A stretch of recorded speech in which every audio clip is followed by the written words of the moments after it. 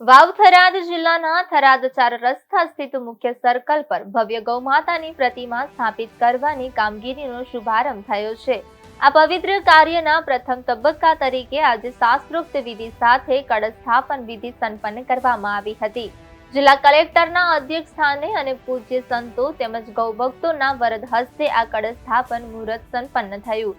કાર્યક્રમ દરમિયાન વૈદિક મંત્રોચ્ચાર સાથે વિધિવત પૂજા કરવામાં આવી હતી। આ પ્રસંગે આસપાસના વિસ્તારના અનેક સંતો મહંતો ઉપસ્થિત રહ્યા હતા અને સૌએ ગૌમાતાના આશીર્વાદ પ્રાપ્ત કર્યા હતા। કલેક્ટરની ઉપસ્થિતિમાં યોજાયેલા કાર્યક્રમમાં બહોળી સંખ્યામાં ગૌભક્તો હાજર રહ્યા હતા। કાર્યક્રમ દરમિયાન સમગ્ર વાતાવરણ ગૌમાતા કી જયના જયઘોષથી ગુંજી ઉઠ્યું હતું। ગૌમાતાની ભવ્ય પ્રતિમા સ્થાપન થવાથી થરાદ શહેરને એક નવી ધાર્મિક ઓળખ મળશે એવી ભાવના સ્થાનિક લોકો દ્વારા વ્યક્ત કરવામાં આવી હતી।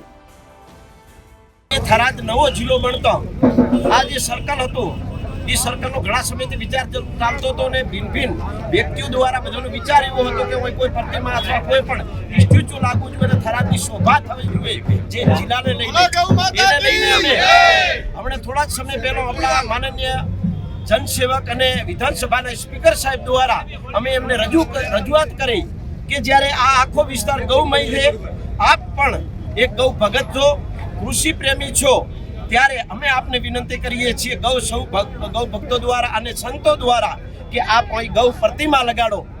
એને લઈને સાહેબને અમે વારંવાર રજૂઆત કરી અને સાહેબે અમારી વાત સાંભળી અને સાહેબે અમને આ પરમિશન આપવામાં આવી। એનાથી આખા આ વિસ્તારની અંદર ગૌ ભક્તોનું, સનાતનીઓનું, સંતોનું ખૂબ ઉત્સાહ અને આજે એક દિવાળી જેવો માહોલ થયો છે।